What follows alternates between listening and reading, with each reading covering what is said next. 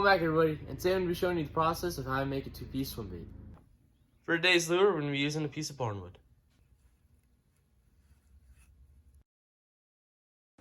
For today's Bible verse, we're going to be reading from chapter 4, verse 13 of Philippians, that says, "For I can do everything through Christ who gives me strength." This is actually one of my favorite Bible verses, and I thought it would be perfect to share in today's video. With that being said, I hope you enjoyed the rest of it.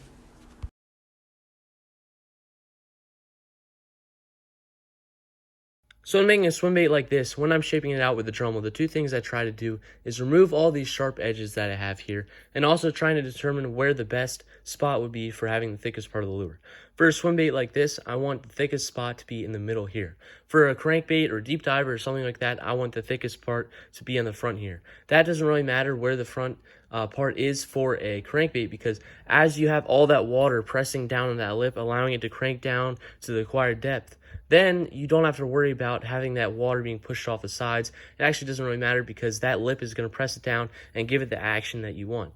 But for a swim bait like this, if you have the thickest part as the front head, then all that water is going to go up against the lure and then press off the sides, not allowing that middle joint to actually have an effect towards the lure and towards the action. So basically, this allows the lure to have that tail whipping action, because with that slimmer head, the water can go right here, hit the joint, the thickest part, and then it can allow that tail end to wobble like you guys want.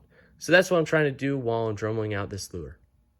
Another trick that I learned while making lures is that when you're in this situation here, where you made both cuts down the side to be able to install the tail, you don't want to put your saw in there and then pry off through the side and try to crack that off, because as you're pushing to try to crack the middle part off, you're applying all that pressure to the outer layer here. And oftentimes it's thin, just like now. This outer layer is thinner, so as you push off like that, all that pressure is going to snap that outside part off, and then you're kind of screwed. You might have to cut lower and then cut the joint again. But what I always try to do is go in at an angle and take off the wood that's in the middle here that I want to remove bits by bit. So that way you have that middle section all removed and don't have to worry about cracking that outer layer. So now that we have a basic shape with this lure right now, I'm going to cut out the tail and also install it so that way I can shape out that back area a little better and make it look a little more natural. There's a couple more things we have to add to this lure before we cut the joint, and that is to draw out the eye sockets, also add some gill plates, and then also add a fin on the back there. The fin, I just think, is a pretty cool detail to add to the lure. You definitely don't need it if you're making this yourself. And also, in case you're wondering and you're new to the channel, the way I install tail fins like that, or even the top fin as we're going to install it, and also to cover the lead holes, I just use this Glue Masters thin viscosity glue. Add that with some baking soda and super glue. It basically seals like as soon as you pour the glue on. Works really well and also makes a really hard sandable surface that you can use. So that's what I do to add all the fins and everything. But the next step is to make sure we have all the gill plates ready. I think the next step is to add the eye sockets, and then based on where the eye sockets are, we need to determine where the gill plates should go. For the gill plates, we're just going to draw some lines for where it should go, and then also use the Dremel to shape it out. I just found for one piece gill plates, it's really easy to use the Dremel instead of having to carve everything, because then you have to carve and sand. When the Dremel, you have very minimal sanding that you have to do afterwards, so that's what I'm going to do. Alright, so we got the eye sockets all drilled out, and I also sketched the area for where we're going to be carving the gill plates. So since I don't have really thin Lexan polycarbonate, I'm just going to be using this thin piece of plastic that I have here. I've used it a bunch, as you can see, for different lures and projects, but that's what I'm going to be using for the fin. Alright, that's what the gills are looking like right now. I think this thing's coming together pretty nice. So now the next step is to add the fin on the back here.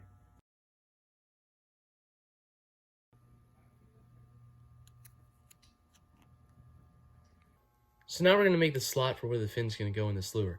And what I use for this is this chisel kit here. I'm sure there are many other ways that you could do this, but this is how I've always done it.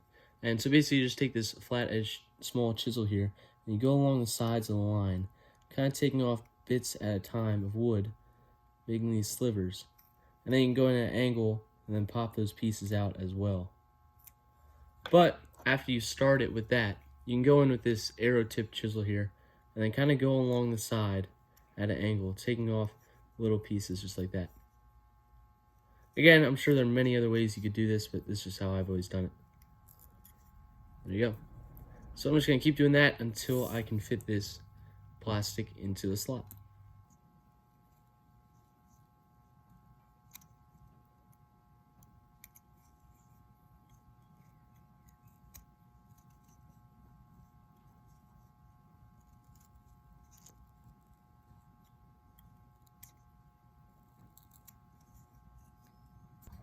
And there's the slot.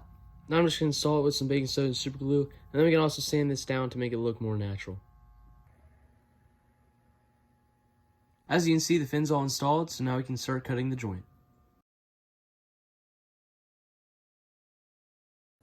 Now the joint's started, so we can start getting the hardware together, sand it up, and then finish the joint, and then get this thing sealed. So the way I make my hardware is by taking a 15-pound piece of wire here, and then you just bend it right in the middle, and then you have this part at the end, you start hand twisting it just like that, and then you get your drill. You put this end into the drill,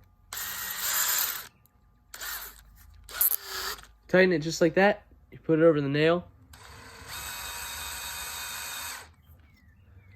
just like that, you have a line tire hook hanger.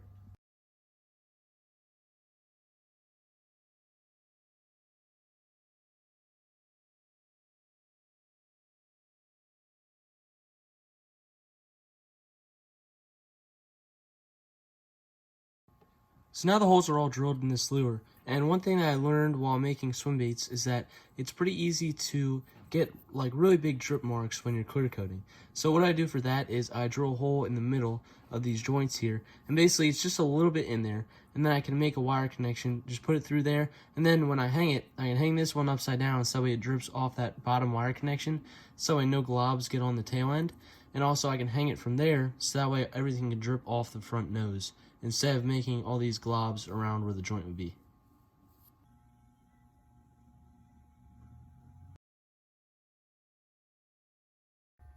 Another thing I started doing lately is waiting to add the hook hangers until I'm done adding the lead. I just temporarily install them so that way I can test where the lead goes, but then that allows me to easily sand the lead holes and make sure that everything's all smooth on the bottom and not having to worry about sanding around those hook hangers. So now I have all the hardware temporarily installed into the lure, in order to be using the hot glue gun trial and error method in order to figure out where the lead should be placed. The hot glue gun method was actually suggested to me by a subscriber. It's a really handy process that allows you to be able to test where the lead should go without actually having to drill into the lure. This trial and error process is really easy. All you do is add some hot glue to the weights that you're going to add, and then put it in the place that you think will allow the lure to work the best. This is the first spot that I'm going to test with these split shots, and I want to try to get the lure to try to stay suspended in the middle of the water. That will allow the finished product to have a really slow sink and a pretty awesome looking retrieve. I had one more smaller split shot at the front to hopefully balance it out.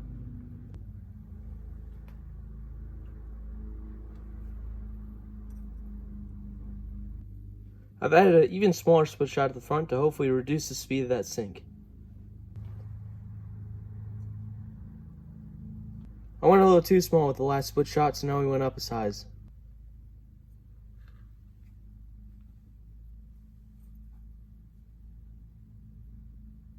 That's pretty good. I think by the time I add all the other weight, it'll really balance it out and allow it to sink a little bit more and have that middle suspension like I want. So that's the areas where I'm going to install the lead. Alright, this is all sealed up. Now it's time to sand up quite a bit, and we'll see you guys in the painting booth.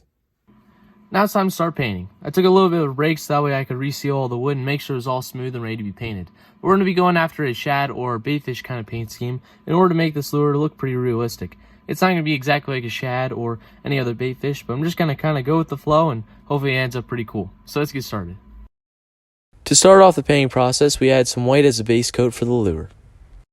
After that, I pinned down the lure underneath some mesh to be able to add some detailed scales to the lure.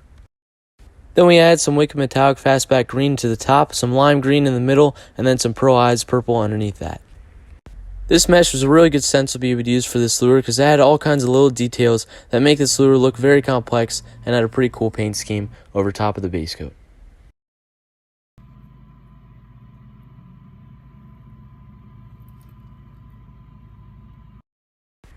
Then I used a finer mesh to be able to add some metallic silver scales over the bigger scales to be able to kind of mute those colors since they were pretty vibrant.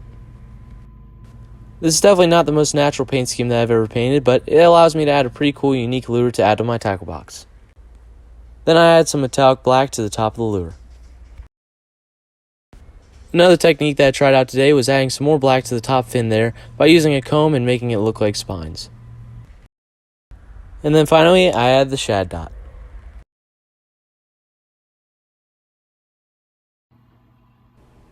I used a 2-part resin to clear coat today's lure.